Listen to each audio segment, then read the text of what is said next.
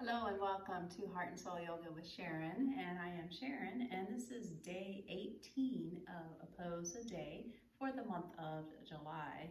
So today we're going to look at child's pose. Yesterday we looked at extended puppy, and I said it was similar to child's pose. So I'd like to look at child's pose today so that you can really see that difference. So child's pose helps to promote digestion because you're bringing the body in and allowing everything to crunch up and move and all that good stuff. It also helps to quiet and create stillness in the nervous system. And it really helps you to focus in and get a nice deep connection with yourself because we're really enveloping ourselves and really coming into ourselves here. And it also allows you to cool your body down from your practice. So some people go to a child's pose after a few really strenuous poses in a sequence, and they need that little break in their sequence or their yoga practice. So child's pose is a really nice pose to come to just take a break, okay? So, for child's pose, you don't really need any props. However, there are some props that can be helpful should you want to alter or change how you are positioning yourself for your child's pose. And it also depends on what's happening in your body because everybody's made different. So, a couple of things that I like to have handy if I want to make some changes in my pose. One is a kneeling pad for the knees, should I want to cushion the knees a little bit. If you have a small round bolster, that might be really nice, and I'll explain where that will come in handy. The blanket can be used as the kneeling pad, or it can be rolled up to simulate this small round bolster if you don't have that. And a block is also an option for you as well.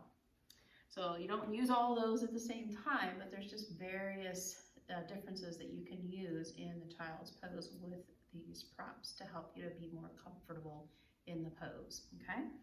So, child's pose, I'm gonna use my knee pad for my knees.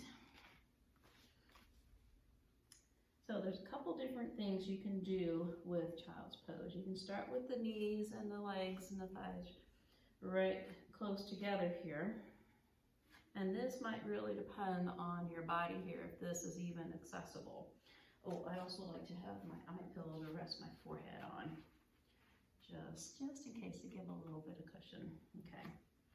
So for child's pose, the difference between that and extended puppy, you leave the knees and the legs in that 90-degree angle.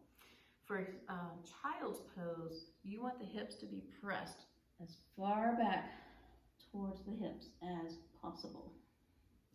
So here is the options for the block in the child's pose. It can be used for the head and allow the head to rest down. The arms can release out in front, or they can wrap yourself around the body. So let's say that this position here with the knees that's not working for your body. Your knees can't handle, or it's too intense. So this is where this bolster can come into play for you. So you can rest back on the bolster, still get the full effect of the child's pose, but it's not as intense of a stretch on your knees if you have those knee issues. Again, the blanket can also be used if you don't have the bolster to cushion the knees. And lastly, you can use this block, put it in between the legs back here, and let the hips rest on the block to come down. So there is an option to what I really like to use is wide knee child's pose.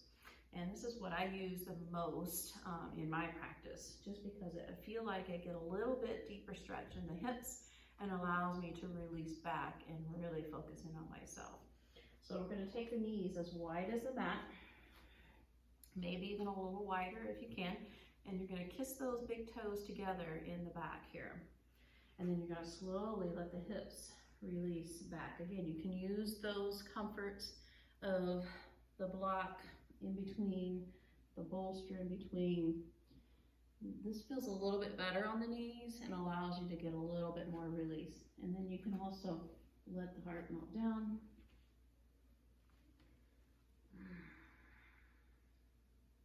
Again, the hands can stay out in front.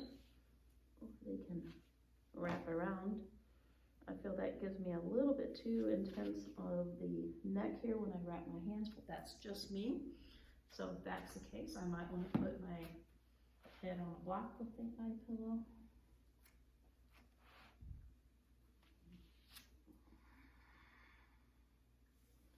So again, child's pose should be really relaxing. And once you get into and find the pose that works for you, you can see and you can tell how you can become really, really focused in on yourself and really connect nice and deep with yourself here. And then also, since it's called child's pose, it's allowing you to connect back to yourself, to your childhood, if that's a comfortable place for you to go.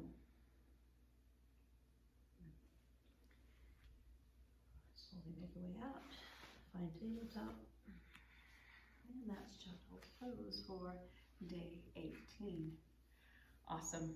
All right, as always, be well.